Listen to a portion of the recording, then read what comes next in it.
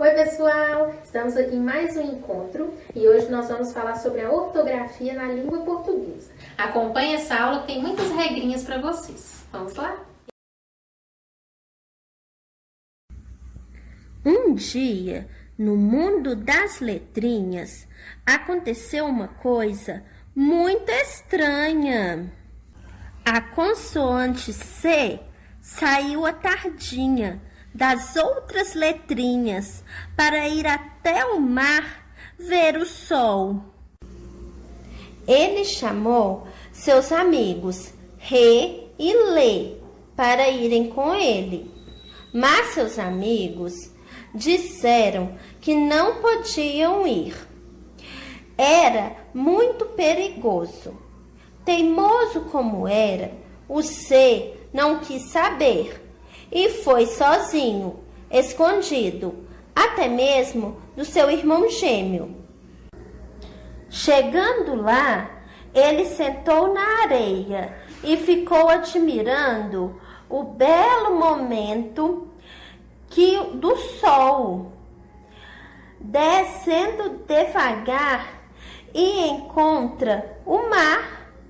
O C ficou tão alegre que começou a pular e, sem que esperasse, um anzol o espetou. Ai, que dor! Como eu vou tirar esse anzol? Ele correu com o anzol pendurado até chegar na casa das vogais E e I, pedindo ajuda, mas as vogais disseram que não podiam ajudá-lo. Então, as outras vogais, A, O e U, o levaram até um bondoso pescador e pediram a ajuda dele, mas ele também não pôde ajudar. A letra C chorou muito, não porque ela estava com uma caldinha, mas porque sabia que as outras letrinhas iam rir muito dele, principalmente porque ele foi desobediente. As vogais o levaram em casa e ajudaram a contar a novidade para os amigos e parentes. O irmão gêmeo dele riu muito dele e disse que ele ficaria parecendo com Si.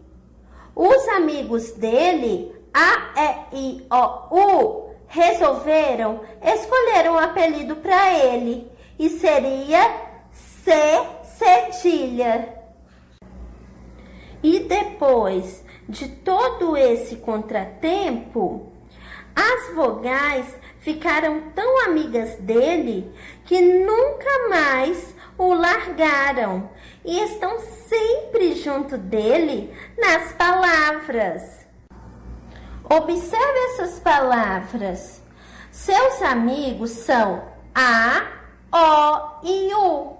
Aqui temos as palavras calça, almoço e açúcar.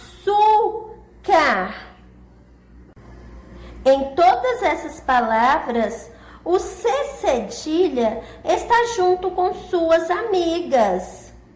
Só que o C cedilha é tão tímido que ele nunca está no início das palavras. Ele está sempre no meio ou no final. O C cedilha anda sempre de mãos dadas com as letrinhas A, O e U. Sa, So, Su. O C cedilha é muito envergonhado, por isso nunca vem no início de uma palavra. O C cedilha não aparece no início das palavras. Ele vem nas sílabas do meio ou do final das palavrinhas, nunca no início. O lê, o rê, o é e o i não são amigos do C cedilha, por isso eles nunca aparecem juntos. O lê, o rê, o é e o i são amigos da consoante C, por isso eles sempre estão juntos. E o nosso querido C cedilha, quando aparece nas palavrinhas, ele tem o som de si. Nós temos aqui duas palavrinhas, educação e serviço. Espero que tenham entendido. Até logo!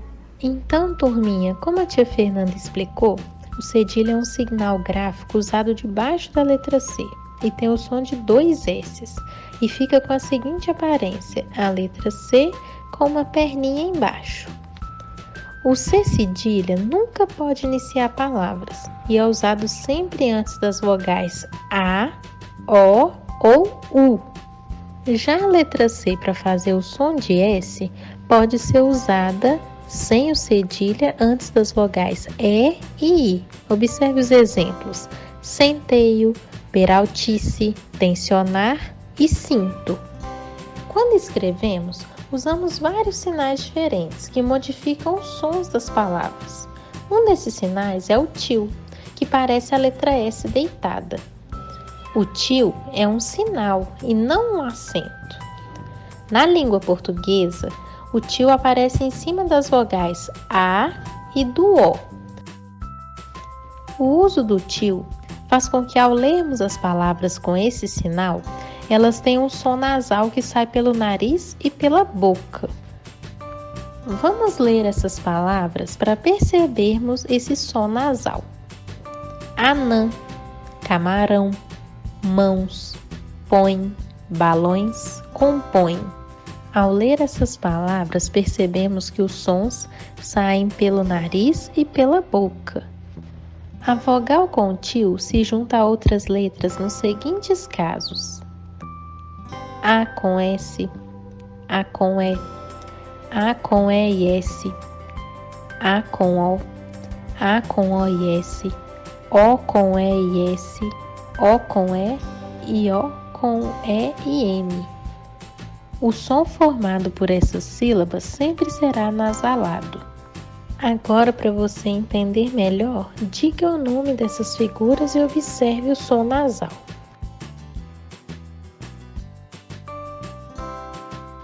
Agora, vamos falar um pouquinho sobre os sinais de pontuação.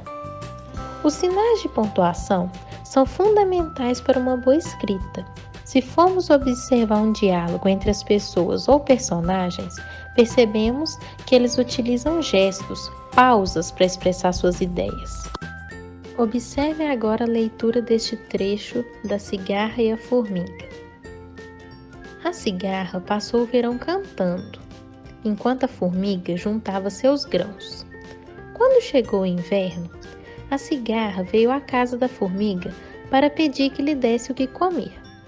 A formiga então perguntou a ela: "E o que é que você fez durante todo o verão?" "Durante o verão, eu cantei", disse a cigarra. E a formiga respondeu: "Muito bem, pois agora dance." Quando lemos um diálogo, percebemos que os gestos e as pausas que damos durante a fala são apresentados neste texto por meio dos sinais de pontuação. Vamos conferir juntos a função de algum desses sinais. O ponto final serve para indicar o final de uma frase, ou seja, uma pausa mais longa. Observe o exemplo: Mariana adora ir ao cinema. A vírgula serve para indicar uma pequena pausa na leitura e também para separar elementos de uma frase e até mesmo para separar o nome do lugar na escrita de datas. Observe o exemplo a seguir: Hoje vamos ao cinema, almoçar na casa de meus avós, ao parque de diversões e ao teatro. Nesta frase, estamos usando a vírgula para separar elementos em uma frase. O ponto de exclamação É usado para mostrar sentimentos como susto, alegria, grito, espanto. Observe o exemplo. Que dia lindo! Está indicando a minha expressão de alegria. O ponto de interrogação é indicado para fazer uma pergunta. Observe o exemplo. Você quer passear comigo? A entoação desse sinal ocorre de uma forma diferente dos outros. O travessão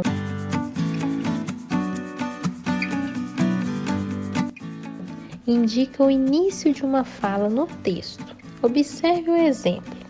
Ele disse: tenha cuidado. Para representar essa fala, é preciso utilizar um travessão para mostrar que alguém está falando. Os dois pontos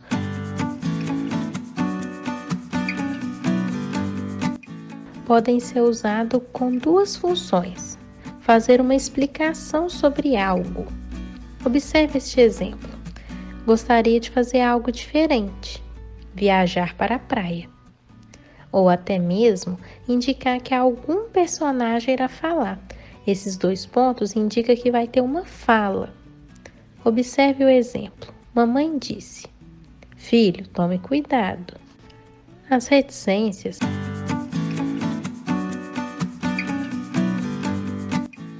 indicam uma interrupção, uma pausa no pensamento. Observe como elas são usadas neste exemplo. Eu gosto de brócolis, mas... Ou seja, eu interrompi o meu pensamento. E quando eu interrompo esse pensamento, essa fala, eu uso as reticências. Dessa forma, o leitor pode imaginar um final, pode imaginar o que poderia ser dito nessa frase.